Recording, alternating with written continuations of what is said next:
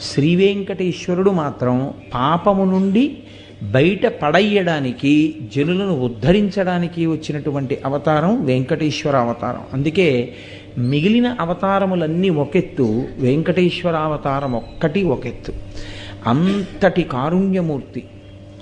అందుకే తిరుమల వైకుంఠమనగ గైసేసిన మీ సలలిత కరుణాహృదయము కలనైనను మరువరాదు కంజదలాక్ష అంటారు. సాక్షాత్తుగా తిరుమలనే శ్రీవైకుంఠంగా మార్చుకుని అక్కడికి వచ్చి నిలబడినటువంటి ఆ స్వామి యొక్క కారుణ్యాన్ని కలలో కూడా మర్చిపోవడం కుదరదు. అంతటి అనుగ్రహ ప్రదాత. వెంకటాచల క్షేత్రం గురించి చెప్తూ పెద్దలు ఒక మాట అంటారు. స్కందపురాణంలో ఈ విషయం గురించి ప్రస్తావన ఉంది. వెంకటేశ్వరునికి సంబంధించి 8 రకములుగా సేవించిన వారు ఎవ్వరైనా సరే విష్ణువునందు సాయుధ్యమును పొందుతారు. అంటే మోక్షం